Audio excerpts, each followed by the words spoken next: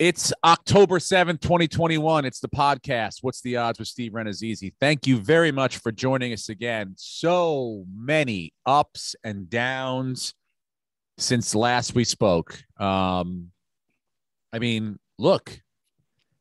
who would have thought that a week ago we were talking about baseball and then 1 week later it would be completely done for me. Baseball would be over. But the Giants won and the fucking Jets won. The Giants and the Jets both won in overtime. The Bills look like the best team in football.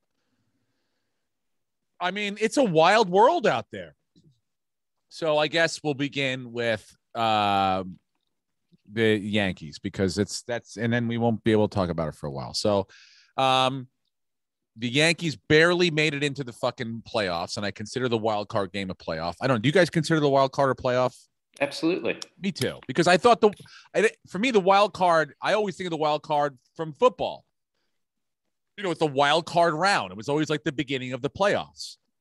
So I consider it the playoffs. So, the Yankees beat Boston 3 games in a row, and then they went to fucking Tampa, Tampa came to New York, and they blew the first 2 games and then went on to win the last game of the regular season, which ended up being crazy because 4 teams, the Mariners, the Blue Jays, the Yankees, and the Red Sox, all essentially almost had the exact same record, which is nuts after 162 games. I mean, I think I remember can I quote myself on the podcast in like July?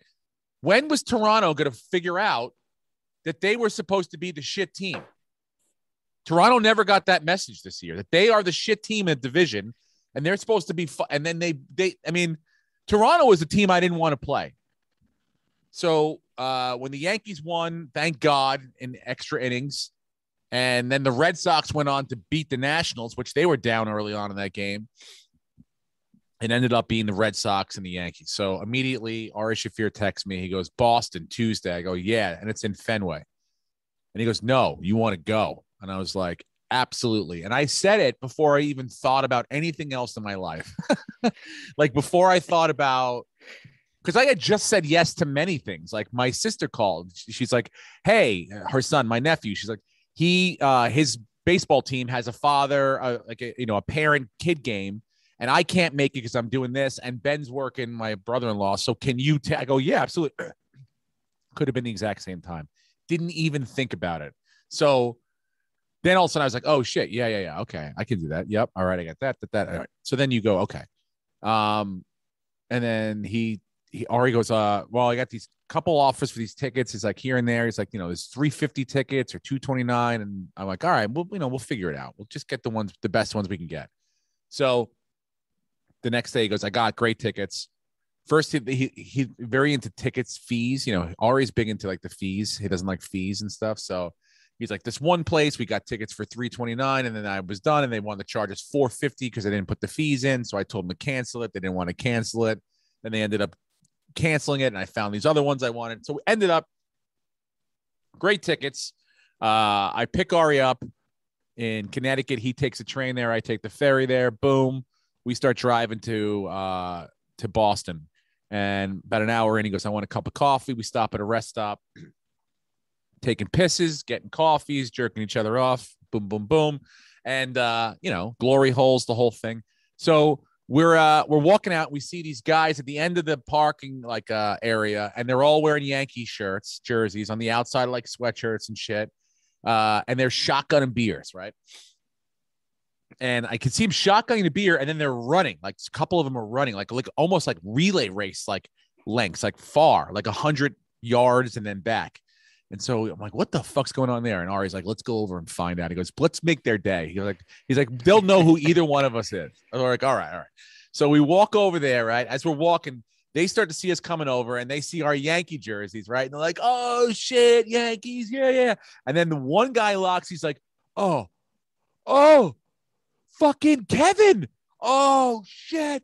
Kevin from the fucking league. And then these guys went ballistic. They're like, Kevin from the league. We're jumping up and down. This one guy's got a Garrett Cole UCLA jersey on. I'm like, these fucking guys are legit. So Ari goes, let's take a picture. We all take a picture. And I go, well, you guys are shotgunning beers. Why are you running? And they're like, oh, these are pledges. They're pledging their fraternity. So I was like, oh my God. So they're making them shotgun a beer, run 100 yards and run back, shit like that. I'm like, this is kind of, I'm like, and then by the way, I told my wife this later on. She's like, hazing. I'm so worried. I go, hazing? I go, they're going to a fucking Yankee playoff game, Yankee Red Sox playoff game. I go, that was not part of pledging when I went to fucking college. I mean, I didn't pledge a fraternity, but we had a guy that the same fraternity these guys pledge. I'm not going to say which one, but they were in my college and they used to make the pledges walk on the railroad tracks in like December in upstate New York in like 0 degrees barefoot for like a mile. One kid lost his toe. He got into they called him nine toes. He literally one toe got frostbite. They had to fucking cut it off and they called him nine toes in the fucking in the fraternity. So I'm like, it's come a long way. Trust me. We may not be perfect, but these guys are going to wild card baseball playoff games. So in any case, Ari shotgunned a beer with them. I couldn't because I was driving. So then we got to we fucking say hello, say goodbye to these guys, get on our way. Got to the hotel. Then we walked to the stadium, which was a fun walk. That's like a 20-minute walk, but it's like you're by yourself. You're going through like hoity-toity fucking upper class, like brownstones of Boston, and then like guys riding by on their fucking bikes and shit, and then fucking they get past like go Sox, they just yelling at you and shit. You're like, all right, whatever, it's fucking fun. And then as we got closer and closer, it got fucking more and more like people and shit. We saw a lot of Yankee fans. There were a lot of Yankee fans, and I haven't been to Fenway in probably 15 years, a long time since Mall Cop. So it was it was like being like, forget how tight quarters it is and shit. It was just awesome. It was really great. The game was the game, dude. The game was, Cole didn't have it. And look, our seats were literally unbelievable. They were about 8 rows from where but the dugout, the Yankees dugout, and also where they the on deck guy is. So like we were right there. And I'm telling you, when Giancarlo Stanton hit that ball off the top of the wall, Aaron Judge was at shortstop and the ball started to fall down. He was just past the shortstop, but he was fucking moving, dude. And he was coming from first. So he's at top speed. And I sent him too. In my mind, I turn to Ari, I go, they're going to send him. And Phil Nevin sent him. And it was a close play. I don't know how close it looked on TV. I still haven't watched the highlights. It didn't look close at all. It wasn't close at all. I'm telling you right now, in real time, it was fucking, I in my mind, I would have sent him because look, you have to rely on the Red Sox don't have good defense. Their infield is not good and their outfield is a little bit better, but it takes 2 perfect throws to make it as close as it was. And even, probably not as close as I thought it was, and they did it. So if that run scores, it's 3-2 and there's a man on second and you got 1 out. And now we're in business. So I get it. It was a complete momentum shifter. The bullpen came in. They did the best they could. Timely hits with 2 outs. It was timely hits, but it was too many walks. Yeah. Cole walked, too many people. Evaldi's slider was on. I like the fact that the Yankees went with the defense that I thought was the best defense, starting at Velasquez.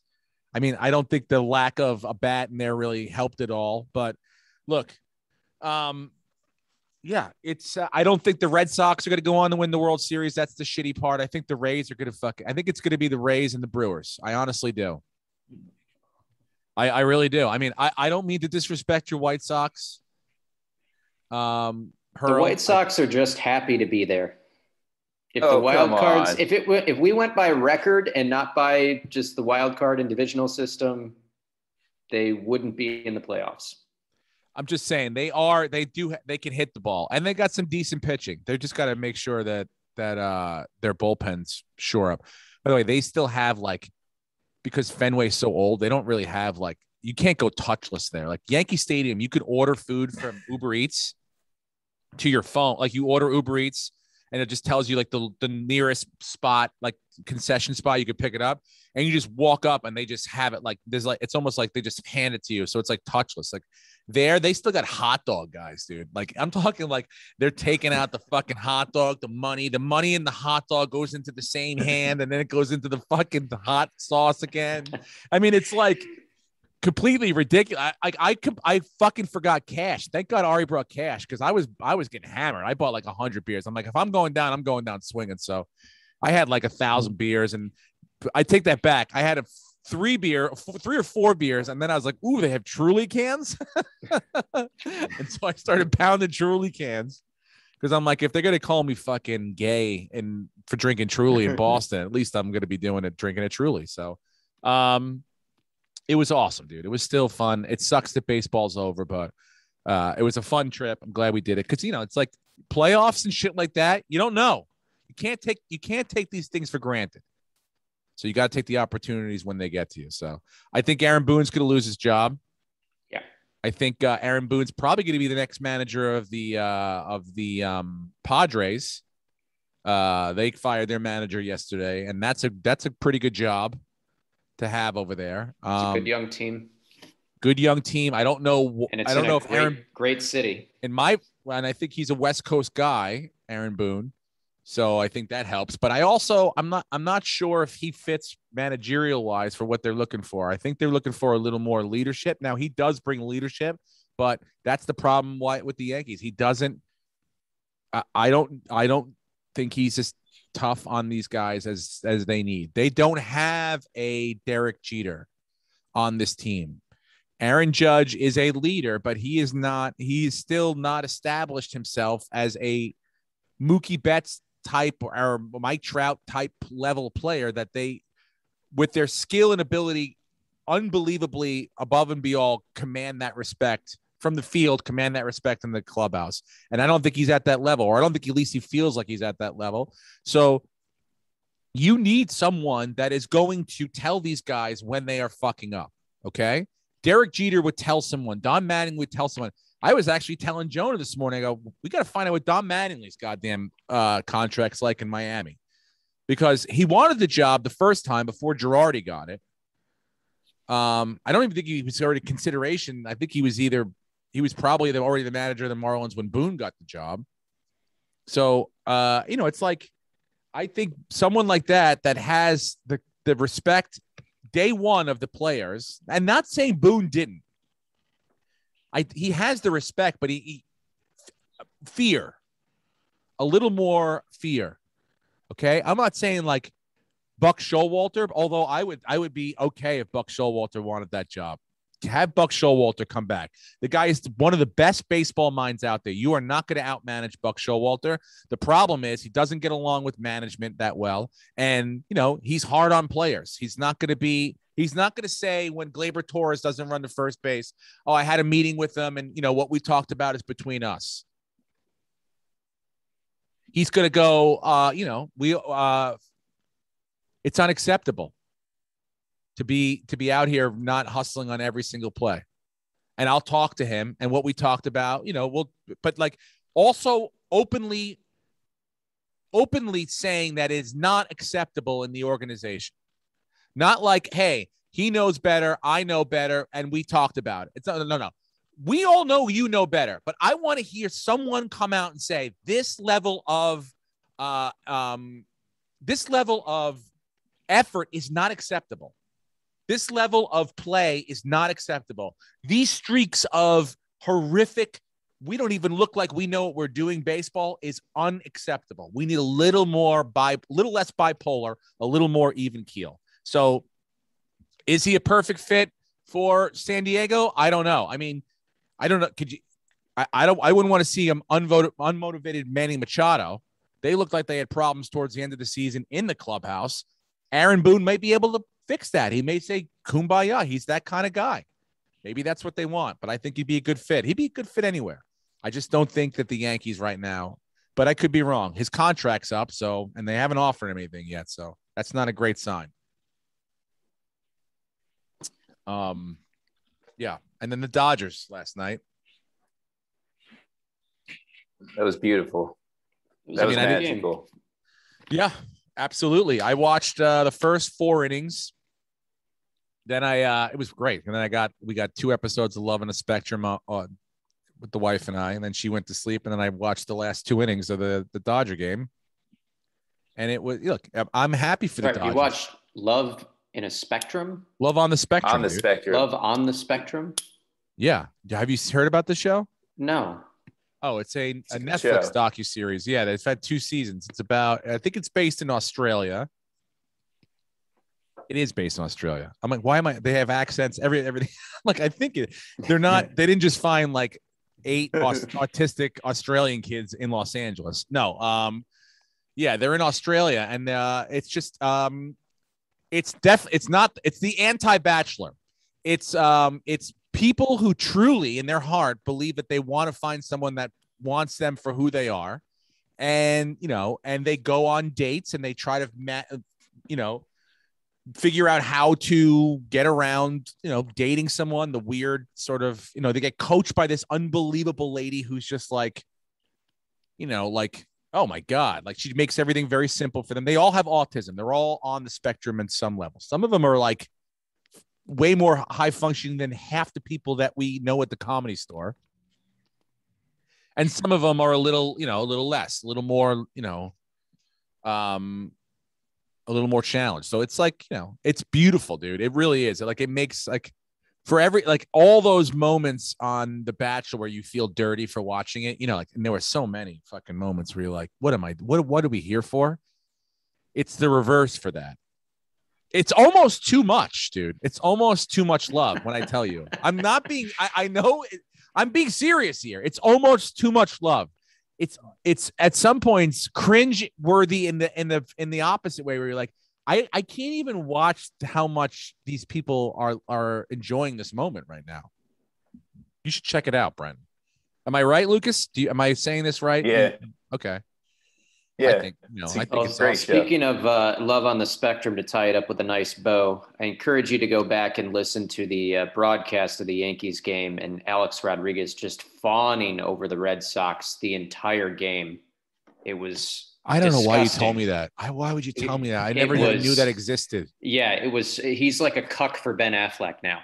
Oh my God. That was the entire broadcast. It's like he knew Affleck's got his Boston hat on, just pounding J-Lo, and he was into it. Wait, was Affleck there? I'm sure he was. Oh, okay. I didn't see him. Halfway during the thing. Then he must not have been there. Halfway during the game, right? You mean you didn't shotgun a beer with him in the parking lot and have him do it? No. Halfway during the game, Ari turns to me, right? Because, I mean, we had a couple beers at this point, and we smoked the joint on the way walking in. So he goes, oh, I didn't tell you. And I don't even know who cares? I'm not talking. He goes, I don't know he goes, guess who I'm having on the podcast? I go, who? He goes, Matt Damon. I go, holy shit, dude. I'm like, when are you doing? He goes, I'm doing him in Tampa. I'm interviewing Matt Damon. I go, dude, that's fucking huge. I go, that's a big movie star. Congratulations. I'm like, that's amazing. And he goes, thanks, dude. He goes, thanks. I'm really excited. I go, dude, that's fucking great. I'm like, I wonder if he's here. And he goes, I don't know. Wait. He goes, Johnny Damon. Sorry, Johnny Damon. I go, what? He goes, Johnny. It's not Matt Damon, Johnny Damon, the Yankee, the guy that was a Yankee. I go, yeah, he was a Yankee and a Red Sox. I'm like, it still makes sense in the context of where we are right now. I'm like, but it's vastly different than yeah. Yeah, fucking moron. Wait, what were we saying before that? Hold on. What were we saying? Love on the Spectrum. Oh yeah, there you go. It's awesome, dude. You should. It's the anti-Bachelor, okay. And it's quick too. They're like 40-minute episodes, and there's only 6 of them a season. So, and it really, like, you are truly rooting for these people. There's no you're not laughing at. I mean, I laugh because some of their like patterns of like the way that they express how much they love. Like, I feel so warm around you. Like, I'm like, I have felt that around my wife before, but I've never thought about expressing it in like exactly like that. And it makes you laugh in that sense, not that you're ever making fun or. I should watch this alone, and then I should just use all the lines on Cassie. Oh, dude, this would be like, what's that? Roxanne, or the Steve Martin movie, right? Where he like plays the ugly guy and gives like the advice, the love advice on the date. What am I thinking of, Lucas? Both of you, help me out here. We're too young, Steve.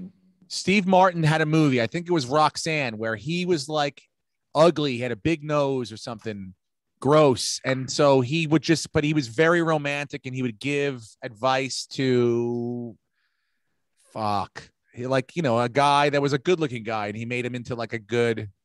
Am I right about this? With Daryl Hannah? Yes. Yes. Do you see the poster? Is he ugly? Let me share. Hold on. Yes, I have it right here. And I do remember this poster. Yeah, he was like, it's based off of a real famous story. Why do I keep wanting to say Casanova? Yes, look at him. So like the premise is like he's so ugly no one would ever date him, but he's so romantic he could like. He just looks like Jay Leno. Yeah. He does look a little bit like Leno. He needs more of a chin, but the nose is like right on. Yeah. So that was it. They just put a prosthetic nose on him. That's the only makeup he had to do for this fucking film. Dude, I don't know, dude. I it's been a while since I've seen it, but yeah, that would be your premise. So you can get all the lines from the autistic kids, and you could just feed them to Cass, and next thing you know, she's like, God damn, Brenton is so in touch with who he is right now. Like I've never felt like so seen and just heard. He's vulnerable. Like they say all the shit that you think about. I guess I haven't been on a date in 1,000 years, but like like the awkwardness and shit. It's great. Anyway, so we did that. Then we watched the Dodgers. I watched the Dodgers. And so I'm happy for the Dodgers. Look, you don't want to win 106 games and lose and lose. Not that the Cardinals were really that much different. They played their asses off, especially in September. And they had a 40-year-old pitch his ass off. Wainwright pitched great. It was a good game. So I'm happy for the Dodgers. Sorry to Aaron at all things, but I think he was there. Well, he got to see a hell of a run though. Why they were out of it? And was it sold out though? At Dodger Stadium. Yeah, it didn't look. I think it was. Was it okay? Because Fenway was fucking sold the fuck out. Like It was packed. Like and 1918's packed. Like you remember when that place was built? Yeah. It was like you can't it is narrow, dude. It's like where our seats were, there was one exit and entrance, and it was smaller than like the door to get into the OR, like tiny little door to get into the like that. What imagine everyone from all the rooms added up together had to exit through the one OR back door and go out that one thing like that. Like every time you had to go piss, you had to go through that. It's like I'm not saying get rid of it. I'm just saying it's like it was like packed, jammed. So quick question. Yeah. Will they ever get rid of Fenway Park or Wrigley Field? No, they're historical landmarks. They'll always be baseball stadiums, you're saying? Yeah. Well, you'd have to find here's what I don't know. If I don't know what the situation is land wise. If you have a spot across the street that you can build a new stadium, well, guess what? Fenway Park will be exactly what Yankee Stadium is right now, a parking lot for that fucking structure. That's number one. But it's right on the river. So there's, right on the highway right there. So you can't really go in you can't go the other direction. And also there's not much more you can do to it to make it like fancy. Like the infrastructure is what it is. So unless they move it to another, unless the owners find a site like in a different spot of Boston, build a new stadium there, and then they keep Fenway for maybe old timey game. Like somebody, I don't. Someone's got to pay for the upkeep of it, but I don't know. Like put a minor league thing in there. I don't know. Somehow or another, it has to justify itself to take up that much space in a pretty congested city. So I don't know, but at some point they're going to want more money. They're going to want more. They're going to look at the numbers and they're going to go, it is what it is. But it's not like they're going to make it. Camden, to me, it's like Camden's still perfect. Yeah. Camden Yards is like probably, besides Wrigley and Fenway, the oldest stadium now out of all of them. And it still looks nicer than any of the new ones. I mean, Tampa's a dump, but I like Camden over the DC stadium, and the DC stadium's nice. So they're all, Camden's like timeless to me. Camden's going to be like the next Fenway, where it's like, you don't have to fuck with that place. But yeah, that's it sucks that baseball's over for me, but I'm still going to watch. And I think the Brewers are going to win in the National League. And I think the Rays are going to take it in the American League. Rays over the Sox, Houston over the White Sox, Rays over Houston. Houston loses to the Brewers in probably 6 or 7.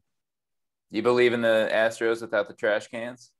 Yeah, I believe the Astros can hit the fucking baseball with or without the trash cans. They're still the best hitting team. They probably have the best lineup. Overall hitters, not power necessarily, but overall hitters in baseball. They got great fucking hitters. So Brantley, Altuve, as much as I fucking hate to say it, Bregman, they can all hit the baseball. They can all hit home runs, and they can sit on counts and become power hitters. But in counts that are not going their way, they know they can play situational baseball, and that's what it takes to win in the playoffs. Can they pitch and can they hold a lead? I don't know, but I think the Rays are going to be great. I think the Rays are better than they were last year. I think the pitching's a little worse, but Juan DeFranco is like, I mean, it's defensively, he's ridiculous. And offensively, a switch hitter with that much power and the ability and speed, it's just like, he's like adding. I mean, Randy Arozarena last year had an incredible postseason. I think Juan DeFranco can do just as much, and that's scary. So we'll see. We'll see what happens. But I like the Dodgers and the Brewers to go to the championship series, and I like the Astros and the Rays, and then we'll see what happens after that. So let's talk football and our fucking gigantic embarrassment of a weekend again. How bad was it? Because I forgot our picks even. It was pretty bad. Okay. It was pretty bad. Again, I know that one game was just, I didn't really have to look at it. I got my game right again. You're undefeated? Again. Undefeated again.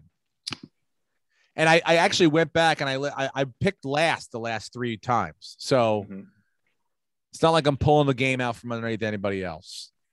So I just want everyone to listen. I'm not saying my team lost because my quarterback got concussed and he left early. And it turns out Drew Lock can't play quarterback. They need Tim Tebow back. So, a baseball player? Yes. Yeah, the Mets minor league baseball player and the Good Morning America co-host. I mean, I defended Drew Lock last year. I thought he was solid, and he went in there, and it was like he had never played the position before. It was so bad. Yeah, I mean, it didn't. I didn't see much of the early games, but yeah, the afternoon games were, they didn't play well, the Broncos, and Locke did not. I mean, look, you can't. Again, I was bringing about. You can't see injuries coming, and they probably maybe would have gone on to take that game. Would have been competitive. Yeah. But again, another loss for you. Yeah. So I own it. Yeah. Sorry, Lucas. But in my defense, he was also wrong, and we were wrong on pretty much every group pick as well. The Giants winning was remarkable, was surprising. Thank Sean Payton. Sean Payton trying to be cute and do too much and not just let his quarterback play. He's got it. He's in love with Taysom Hill, and Taysom Hill fucked it up again. I think Sean Payton probably has lost a little bit of the love for Jameis Winston that he had week 1. And now I don't understand why.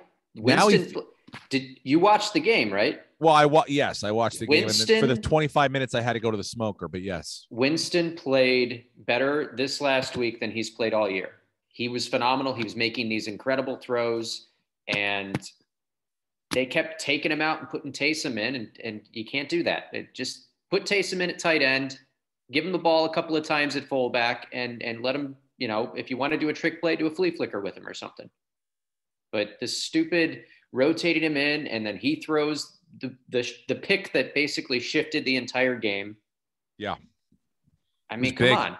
Winston is a good quarterback. Let him play quarterback.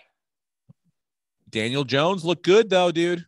Daniel Jones in critical situations. I just picked him up in what's the odds? I'm going to start him this week. I know, but I say that to myself, all right? And I go, dude, and you're happy because the Yankees won and the Giants won. I was even happy the Jets won. I mean, I wasn't happy the Jets won that week because I wanted them at least they stole our thunder. I think we took the Titans. Yeah. And also it's they stole our thunder. Everyone was so surprised the Jets. I'm the Giants won too. But as far as Tony, talk about Tony. He looked amazing. Who? Your wide receiver, Tony. My wide receiver. The rookie? The rookie. Yes. Finally. The first fucking time they must be listening. Shepard's been playing in the slot and he was out. They put him in there. They gave him opportunities. And I don't know if Shepard gets that spot back. I mean, you can at this point, right? I'm glad. Well, that's our problem. We got a lot of slot receivers. I'm glad they signed Galladay and they got him the ball in critical situations. Okay. They used his size, his route running ability, and his experience. Well, let's rely on that. The shouting and all that shit that goes on in the sidelines, that's all, stuff that happens in the middle of fucking competitive situations. But the points and what you want to get across is utilize my skills, please. And so I agree with him in that sense. I think that they needed to get him the ball more and try to find plays for him specifically. And they did it this week in big situations. He got a lot of third down conversions and very critical in the overtime. And the offensive line holding it together for Saquon to run it in at the end was I'm oh, okay, great. It worked out for us this time. I'm very happy. Could we be, 2-2 right now? Yeah, easily. We're an offsides away from 2-2. Yeah. Okay. And, I'll be honest with you. A lot of the talk on the sports radio around here has been the Giants this week against the fucking Cowboys matchup of the week. It's going to be great. Oh, look at, the Giants beat the Cowboys and they're going to be 2-3 and the Cowboys are 3-2. And look at that then. And I'm like, guys, they're going to annihilate us. Yeah, probably. They're going to annihilate us. That's why I'm starting Daniel Jones, because he'll be great in fantasy. He's just going to not be great in reality. Well, I don't know what we're getting for picks, but he may have a lot of them, dude. Yeah. He may have multiple picks. I think Diggs could have 2 or 3 picks this week alone. Yeah, he's on a historic run. Because, I don't know if Daniel Jones makes good decisions sometimes, but he has the ability under pressure to try to do too much, make poor decisions, a la Eli Manning, and we get into big fucking problems that way. A lot of turnovers that way. I didn't watch the Bills game at all, but I heard they looked unbelievable. I mean, that's the second shutout of the goddamn year, right? It was a pounding. It was amazing. They were in cruise control after midway through the second quarter, and they were still doing whatever they wanted. And they weren't scoring touchdowns. They were kicking field goals. It's kind of frustrating. I kept thinking it'd be one of those 18-0 games after the first half, They were were they moving the ball successfully or were they? Yeah, they were moving the ball, but it should also be noted it was raining pretty hard and it was windy. So it wasn't like it was perfect conditions. It was probably a little worse than the Tampa Bay New England game. And it was like that for 4 quarters instead of just one. Uh-huh. But I mean, that's why they said that's why they drafted Josh Allen. He's got gigantic hands. He can grip the ball, and the wind and the rain in Buffalo doesn't bother him. His hands are as big as yours, or no? They're much bigger than mine. They're probably that's probably one of his hand is that. Do you think you have the best football team in? Well, let's start with the American Football Conference. In the AFC, yes, and they were going to be my pick against Kansas City going on the road. I'll take them on the money line. I watched the Philadelphia Kansas City game twice, and I'll tell you, Wait, why did you watch it twice? I wanted to watch it twice. I watched it live, and then I rewatched it. I just wanted to. I was looking at different players for this week's lineups, and how have you done so far financially on your own? We're up 3 weeks and down 1 week. So pulling out a nice profit. We're like just under 5 figures in profit so far. But Jalen Hurts had 3 touchdowns called back on penalties. They were kind of, 2 of them were bullshit. One of them, okay, fine. But it should have been a 42-42 game. Kansas City has no defense. They're 31 against the run, and they're like 24, 25 against the pass. They better tighten up that fucking defense because they're not going to. If Jalen Hurts and the Philadelphia Eagles are not an elite offense. Would you agree? No. They should have been 42-42 in that game. They didn't punt one time. I think they had 1 turnover. They didn't punt a single time. They drove down the field every time and scored 3 times, and 3 of them got called back on penalties. So they're not going to stop Josh Allen. I mean, if he plays as well as he's been playing the last 3 weeks and he's in a rhythm, and you got to factor in, they've got that chip on the shoulder. They knocked him out. Stephon Diggs, you got that photo of him watching them celebrate on their field for like an hour after the game was over. Like, they're going to go in. They're going to kick the shit out of Kansas City. I like them on the money line too, dude. And I think, you look at the AFC West, you got 3 3-1 teams, and the last place teams is Kansas City Chiefs. Yeah. I mean, that's pretty remarkable going into week 5 now, quarter of the way done in the season. The Kansas City's in last place, has 2 losses. Albeit they were close games, but still they were, it's the AFC West is not to be fucked with this year. No. Although Las Vegas, like that's I think point. Las Vegas, the truth's kind of coming out on them. Well, they're a decent team, but they're not a playoff team yet. A friend of mine, a friend of mine in LA wrote me. She's a kid's mom that we know from LA, and she's like, I got her 2 quarterbacks are Justin Herbert and Carr, David Carr. Mm-hmm. So she goes, who should I start? I go, they're both going to put up numbers, I think, but I really like the Chargers defense. So I think they'll do a lot to stop Carr. And so I think Herbert has a better day. And so when I watched him play, the Chargers, the Raiders defense played well. He just made great decisions and really great throws. Really great. He reminded me of Tom Brady when he got it, Justin Herbert, like the year 3, when he was like confident. I'm moving the ball around. I know my reads. I know I don't have to do everything. I don't have to run everywhere. I know I can get out of pressure situations using my body, but my arm is going, and my decision-making is going to make it's going to be what makes me successful. And Herbert has it, dude. And when I look at that, I go, fuck. Like, I still don't see that in Daniel Jones. You see it in plays here and there, but he hasn't put a drive. I haven't seen him put a drive together like that. And I certainly have not seen him put a game together. And I have certainly not seen him put a game with any sort of pressure together like that. So those are the steps that you're like, fuck, I see it, dude. It's there. Forget Josh Allen. He's like way down the road. But Herbert's like where I wish we were right now. That's where I wish we were. And we're not. But we won. And that's what matters this week. Are we going to get destroyed again? I'm going to say yes. Because I said we were going to get destroyed last week, and look how it turned out. I mean, I don't even think hasn't he historically played well at Dallas, or am I thinking of Eli always played well at Dallas? Eli played well. Daniel Jones really hasn't had much, but I guess Dak is, there was the game that he got hurt in last year. So, but to me, he looks like the best quarterback in the NFL.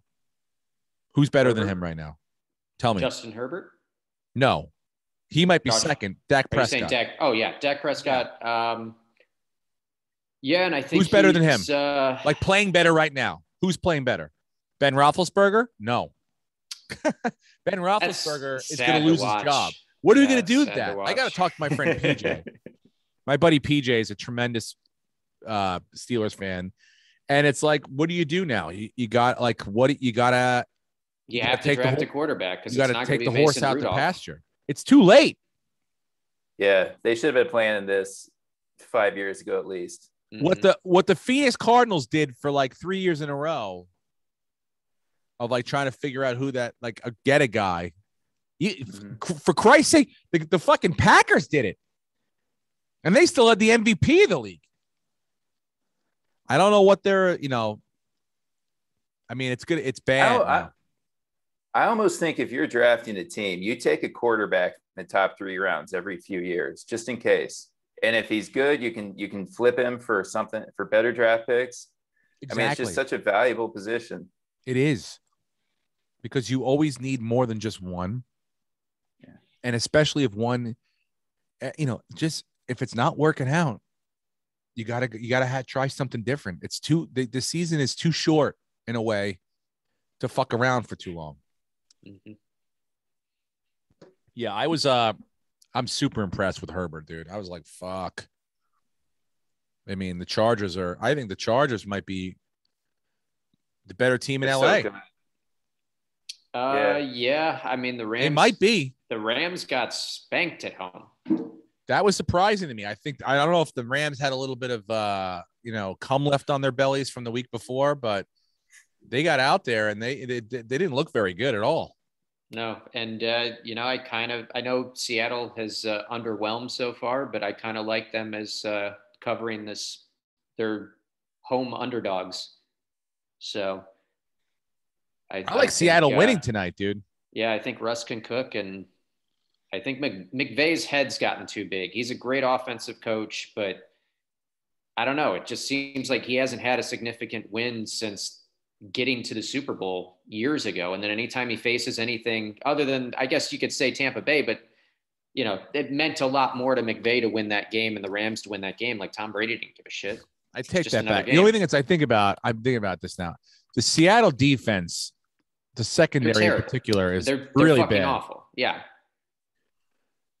So, you got to think about it like they're going to throw the ball. Matthew Stafford, the guy, it's almost like McVay's going to want to show off if he can against a division rival in a national champion, a national televised game, that his new quarterback, his new weapon. So they may throw the ball 50 times and they may put up 45 points.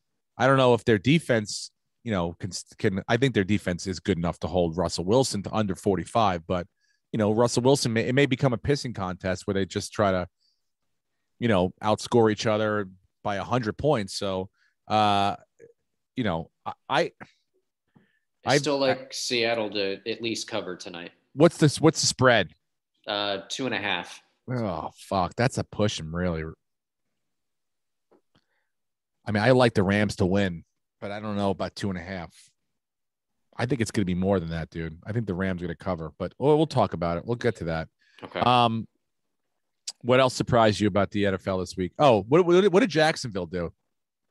Jacksonville lost on Thursday to Cincinnati. Oh, yeah. Urban Meyer, who has family in Ohio, decided he wasn't going to fly home with the team, and he was going to go have dinner with his grandkids. And he's at this restaurant, and some people see him, and they go, "Hey, we're all at this place next door. Why don't you come and take pictures with us?" So he decided, "Oh, sure, I'll just leave everyone here, and I'll go next door, and I'll run into a young little blonde who was probably in the 6th or 7th grade when I was coaching Ohio State, and I'll let her sit on my lap like it's Santa, and it's Christmas come early." He was grinding on her on the dance floor. By the way, she was like grinding. He was sitting on a stool. It was the weirdest thing. If you could find the video, Lucas. Yeah, sitting on a stool. He's got his hands. His hands are like, you can't see them, but they're under. In her carriage. They're in her undercarriage. Yeah, I think he was helping keep her steady while she was doing her dance moves. He was like spotting her. Okay. Maybe they were trying a cheerleading move of some kind. Was he spotting her with his thumbs? And it was really awkward. And the internet, as they're known to do, dug up some dirt. And this wasn't a girl that he was just meeting for the first time. He had apparently been there earlier in the summer and run into her at a photo shoot. And there are photos with him and her, and they have reconnected. So before this video, the second video of him with his hands really getting in there comes out, he holds a press conference because the photos are out there. He's already gone viral. And he said, well, they were trying to pull me onto the dance floor, and, I shouldn't have been there. I put myself in a bad situation, and, nothing was happening, but they were trying to pull me out there. They were really, and then the internet drops the second video that shows him doing his thing. And I guess he held a meeting with his team. They canceled their team meetings because this was all going on. And they're going to London this week, right? Yes. And so they canceled whatever meeting that was, probably, the most important. Here's our game plan for London. And I guess he told them the situation and he apologized for his behavior. And the sources say that he left and the entire room erupted in laughter. And apparently he had very little credibility going in, taking the job. And now he has absolutely zero and has completely lost the team and all of their respect. And if he's not fired soon, and the owner already came out and said, hey, we're addressing this and we expect better, but we're going to give him another chance. Like, they're fucked. Who's this old bastard? Why'd they blur it out? What is this, Fox? Take Atlanta this week, Steve, because the Jaguars have no plan, and it is a dumpster fire. Where were his grandkids? Where did he take them to? A Hooters? Where is that? What sort of kid establishment also has a dance floor with fucking Big Pun being played on it? What's going on here? What world is this guy living in? What is he, the mayor of the entire Ohio Valley? I mean, this is ridiculous. This is nuts. I mean, you win a national championship at Ohio State. I think you are the mayor of that whole fucking state. Yeah. I guess, but I mean, this guy's going to move on from the Jackson. As soon as I wouldn't be surprised if the USC job all of a sudden becomes too unbelievably irresistible. I've always dreamt of it. The NFL's not for me, blah, blah, blah, blah. They'll find some assistant to come in. Yeah, but now is it a good fit? Would USC want him knowing that he just had a scandal with a college girl? Bro, is that going to be a thing? USC needs a name to go to that school. but we're living in a culture now where is that going to ruffle too many feathers that if they pull him in, you're going to have USC's biggest problem is recruiting. They can't recruit anyone. They're getting out recruited by fucking Fresno State in their own goddamn state. They need someone to go in there and go, hey man, I like to get my dick wet too. Come to USC, bro. Reggie Bush, O.J. Simpson. The Juice. Naming people that got into trouble. Marcus Allen. Hello. Fucking goddamn Matthew Leinart. So you need a name to recruit people. Yeah, Urban Meyer's a name. I get that. But is he in the Me Too era? Has he soured himself enough? Fuck that. His grandkids were there. Interview his grandkids. I didn't think it was that bad. I didn't know he knew the girl. What are you eating? Good question. It's lunch. It's turkey pot pie. Jesus Christ. Sorry. I've had a very busy day today. I didn't have time. A follow-up question, because we've been podcasting for about 45 minutes now. Has it just been sitting out there? No, I ate most of it. Okay. Before we started the podcast. That was the first bite you took. No. Then most of it's gone. On. But then I wanted to eat a little bit more. I was a little hungry. You're disgusting, but let's move on. It's my podcast. I can do whatever I want. Look at this fucking. I fucking poke this pterodactyl right in her fucking stupid throat.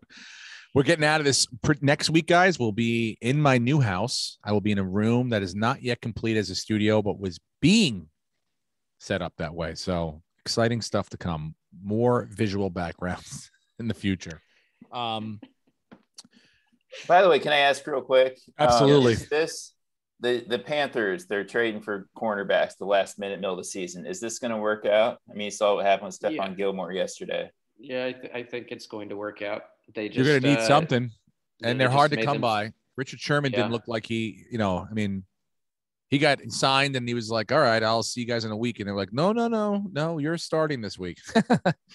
Like that's the easiest position to learn, obviously, probably. I mean, I'm sure it's really not. I mean, follow the guy, but it's probably, he's got a lot of football knowledge and it's probably a little bit of understanding of what the defense they're running is. But yeah, I mean, I'm sure you get a good defensive back. You just line them up against the receiver and go do your fucking thing.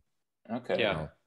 Yeah, because Carolina's getting pretty formidable, I think. If once J.C. Horn gets back, if McCaffrey can stay healthy. What is this guy? Come on, dude. We need this guy. He's back at practice. What are you guys talking about? He's back at practice. We're going to rush him back, and he's going to pull something else and be out for the season. No, we need this guy healthy for football. I'm not talking fantasy. I'm talking about football. We need this. I like this guy being healthy and being electric. So I do too, but they gave him too much of a workload, and I don't think he's ever going to be back to what he was at before last year's string of injuries. You, Brenton. That's very It's just negative. what it is. They worked him too much. They give him the ball 48 times a game, and this is what happens. And the same thing will happen to Derrick Henry, who is on pace for, I think, 540 carries right now. You're working me too hard, dude. Can you pick a goddamn winner this week, please? Please. Yeah. I already told you the Bills are going to win. And we get plus odds. Yeah, plus 125 on the money line.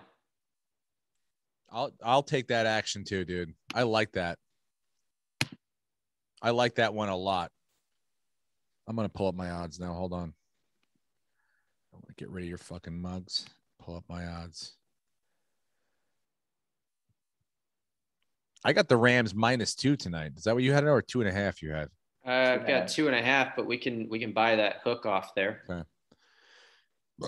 Oh God, there's the fucking lunch. Oh my God, the Giants are a 7-point dog. Jesus Christ. 7 points seems like not nearly enough. I like the Bears to cover as well. I think now that we get another full week of Fields, you're going to see that offense click a little more. Even though Montgomery's out, Damian Williams is perfectly capable of coming in. Oh, Do really? we trust Matt Nagy, though? Matt Nagy is not doing the play calling. That's why they looked a lot better last week. The assistant, Bill something, whatever the fuck the guy's name is. Bill Lazor. Yeah, Bill Lazor, because he knows how to talk to Fields. Look, I mean, I'm not sold on that at all, but something's better than nothing. The defense on the Bears is still great, so I like Fields better than any other option they have. Mm-hmm. Yeah. My question to you guys: I'm looking at Eagles Panthers. The line is 3.5. The Panthers are favored. Is that 3.5? You think going to screw us? The half usually does, but Yeah. I have it right now at +3. You do on BetDSI. Okay, I want to take Carolina in that game. Do you agree? Where are you, Carolina? Yeah, at home against Philly. Yeah, I mean, you got to give them the edge. They're home. Their defense is good. Philly's offense is solid, but not great. I don't know. It just comes down to which Sam Darnold are you going to get? Because he had a couple of picks. He should have had 3 picks last week. One was just blatantly dropped. So is he going to be Sam Darnold that doesn't make mistakes, or is he going to see ghosts? By the way, shout out to the Jets last week. Do you see that fucking Mike Vrabel's never beaten a rookie quarterback? What? It's like 0-5 against rookie quarterbacks. It's pathetic. We got to remember that next time. Yeah. When do they play Jacksonville this year? I'm sure they do. So maybe that's one to look at and have Jacksonville cover. We got to remember that. That's a good stat. Anyone know if Teddy Bridgewater is playing this week? He did not practice yesterday, which is not a good – well, they said that he was standing on the sideline at practice watching, which is a good sign. Yeah. but he did not practice. Let's see if there's a report out today. Yeah, I don't have an update. As of yesterday, he's not practicing, but he was observing. Because I like the Broncos if he's playing. As a pick 'em. Essentially, yeah. I mean, I like the Broncos almost anyway because I like their defense, and I think their defense is going to beat the shit out of fucking Big Ben this week. But without Teddy Bridgewater, it's much more of a crapshoot because Drew Lock looked like a fucking dunce. So I don't know what you guys think about that. Again, I like the Rams tonight to win. Now, do you want them on the money line or do you want the 2.5? I mean, I'll take. What's the difference? Let me see. Minus 105 is the spread, and minus 135 on the money line. Yeah, I like the money line. I mean, I think they're going to win the game, dude. I really do. Okay. I think McVay. I think it's going to be a shootout, but I think McVay is not going to lose 2 in a row. And I just think their defense, the Seattle D is the secondary, is so suspect that unless Matthew Stafford shits the bed multiple times tonight, it's probably going to be a successful numbers game for the offense. So we'll see. Now here's one. Tua is on the IR, and we have the Dolphins and the Bucks. The Bucks are at home, and they're 10-point favorites. I mean, the Dolphins don't stand a chance. Is Tom Brady going to run up the score more than 10 is the question. The hard part for me is Brady, I know at least with the Patriots, he historically wasn't that good in Miami. Well, they're at home in Tampa. Home. Oh, that's right. And he's been playing in Florida now for a couple of seasons. Yeah. I don't love that big. It's like too much shit can happen for us to go. Like we'll never have even a 20-point spread in the game at some point is still not enough for us. Because at anything point, at the end, it could get tight, a little tighter, and they don't care as much about winning by 10 as they much about winning by 14, but we do. So, well, question 2. I don't love the 10-point spread. Yeah, I mean the Patriots Texans also. I mean it's a 9-point spread. I almost like that game more. Which one? I mean, what the Patriots at Houston? I mean the Patriots only favored by 9 points. They should win by more than that, right? I don't know. In Houston, Houston sucks, but yeah. Bill Belichick they're home. They're home. You got 2 rookie quarterbacks. So I don't know. I think Tom Brady played a bad game on what was that, Sunday night? He just flat out played a bad game, and it was bad weather. And they made Mac Jones look a hell of a lot better than he actually was. His average depth of target was 9 yards. Well, that's the thing, though. Their defense is not. He had 19 completions in a row at one point. Yeah, because he's dinking and dunking. So I honestly think Houston, they're going to lose, but I think they could keep pace and cover 9 points. I agree with that. And you got another week of Mills taking the QB1 reps, because keep in mind he was thrown into that and didn't have time to adjust, and he's a rookie. So it was kind of a tough spot for him. So he looked bad for 3 quarters the first game, but then he actually looked kind of put together. And then he had to go to Buffalo, which is not easy to do. And he was in bad weather, and now he'll be at home in a dome where he's comfortable, and he's got another week of those first team reps, and he's got some chemistry going with Cooks. I think they could keep pace to a point where they lose by, a touchdown or 8 points. Put the Cowboys on the money line too, as much as I hate to do it. Okay. I'm trying to make Lucas some money here. It's I'm not an idiot. I mean, I am, but not for that reason. Should we also be adding the Buccaneers on the money line? Yeah, I mean, Brissett can't move the ball. It's minus 500, so it doesn't really do anything, but it juices us up a little bit. And then, we liked Carolina minus 3. Well, who do you like more, Carolina minus 3, or I was going to say San Diego, but the Los Angeles Chargers at home, only favored by 1.5 points? I got them at -2. Oh, you do? Yeah.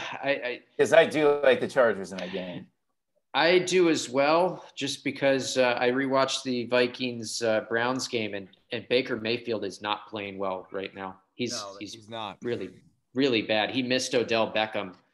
I mean, you couldn't be more wide open than Odell Beckham was, and he just flat out missed him horribly without a pass rush, and he was making poor throws the whole game. So if they can control the ball on the ground, they could grind out Los Angeles and beat them, but. I think LA has a good defense, though. That's a 6-hour flight. I like them at just 2 points. I think they can cover and win that game. All right, let's go with the Chargers instead of the Panthers. Anyone have any objections to taking the Packers over the Bengals, giving 3 on the road? Just looking at that. Yeah. You want an upset of the week? It's Joe Burrow. Okay, all right. That guy's locked in, and he might get T. Higgins back. He's going to have Higgins, Jamar Chase, and Boyd running all over the field. You want to hear an interesting fact? Do I have a choice? No. But this is a great stat, Steve. This is how good Joe Burrow has been with a very terrible offensive line for his first 2 seasons. He is second, only behind Aaron Rodgers right now in pass rush evasion. So it's like 5% of the time when a pass rusher comes in, he gets sacked. He's able to evade it 95% of the time, which is why, they're competitive most of these games without an offensive line. He's a fucking good quarterback. I believe so too. He has that swagger. I picked him week 1, remember? And the Packers, other than Jair Alexander, you can beat them. You can beat them. I just know that. Well, I know. Now, I think that Aaron Rodgers knows the games he has to win, and this is one of them. To make the playoffs, you got to beat Cincinnati on the road. That's how it works. But Joe Mixon's hurt. That hurts them a little bit, but I think at the same time it might help them because they'll figure out we should be throwing the ball pretty much every play instead of running it. Well, they might be forced to do that. I don't know. I think this is a trap game. I will defer to you guys because I'm wrong most of the time, but that game makes me nervous. And if I was making my own, I would take Cincinnati as an upset and give me the points. I certainly don't want to fuck with a shootout. And that's what this thing could turn into. I don't like fucking with a shootout. Isn't Jerry Alexander hurt too? He is, but he may play on Sunday. Yeah, he may play on Sunday. Hey, quick question for you guys. How do you feel about this open flirtation between Mike Tomlin and Aaron Rodgers? I haven't seen about this. What's going on? Oh, you didn't see them weeking at each other across the sideline on Sunday? What? No. Brent, you know what I'm talking about? No, I don't know what you're talking about. So he may go to Pittsburgh? So Rodgers tried to do that thing where, the defense is still on the field making transitions. So he tries to get a play off, get 12 men on the field, do his free play thing that he's known for. And Tomlin saw him doing it, so he called a quick timeout. So Rodgers kind of gave him a wink, and Tomlin gave him a head nod. What's up? Yeah, I see what you're doing. And then that's great. They're just talking about how much they admire each other, and it's on Monday, all the analysts were like, "Hey, are they setting up for Rodgers to go to Pittsburgh next year?" Oh, wow! Well, that would be a hell of a city to go play for. And that means they wouldn't have to draft a quarterback again, which apparently they still don't want to do. So, I guess that might work out. Look, if I'm Aaron Rodgers, could you complain about a great coach like Mike Tomlin? It's like you probably look at the situation Ben's been in for the last 15 years and you go, all right, I wouldn't mind that. A coach that believes in me, that is always with me, a great offensive line who builds an offensive line and, knows how to run the ball. And so it's like, I wouldn't mind playing. If I'm a great quarterback, that's a great position to be in. They've set up the right spot to bring. That's why it's surprising they haven't found someone else, because they do have a good spot to put a young quarterback in, but fuck yeah. Can we get Aaron Rodgers? Fuck. No. All right. So what games are we? Let's lock in what we're doing here. As far as we have the Rams on the money line. We have the Bucks on the money line. We have the Chargers -2, the Cowboys on the money line, and the Bills on the money line. Love it. It's going to be what? $1,200? No, it's going to be. I guess 800. It's going to be less than that. $1,500. No, it'll be like 300 something. 75,000. $536.68. Ain't nothing to shake a fucking stick at. Tell you that right now. That's a thing. I'm going to be in Phoenix, Arizona next week at the Stand Up Live Comedy Club. Oh, dude, do some legal sports gambling while you're there. Dude, I'm going to do some more than legal. I'm going to do some legal sports betting on the golf course while I'm there as well. If anyone, please let me know. I'm coming a week from today. I'm coming. I'll be there Thursday at the 14th, Stand Up Live. The 15th and the 16th at Copper Blues in Scottsdale. 2 shows Friday, 2 shows Saturday. And then the following weekend, Appleton, Wisconsin in Appleton, Wisconsin. The Skyline Comedy Club, Appleton, Wisconsin. 21, 22, 23. Tickets at steverenazizi.com. Also, hopefully I'm going to do a spot at the Comedy Store on 13th, the night before. So let's do this in studio next week. Do you guys want to do that? No, we're going to be in Ohio. Lucas and I are going on tour. We heard you were coming.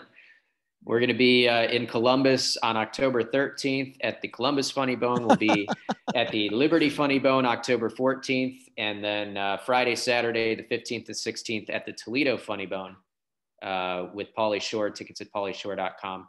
And then if you're in LA tonight and this drops at a reasonable time today, All Things Comedy is doing a show at Jam in the Van at 7:30. Oh, great. And then, yeah, maybe I'll be at the Comedy Store next Wednesday, the 13th. But you can go to the studio with Aaron and we'll Skype in from a hotel room. Aaron and I can wipe up each other's wild card tears and you guys can Skype in. Yeah. I'll text Aaron about that. Anything you guys want to plug or talk about it? Anything else?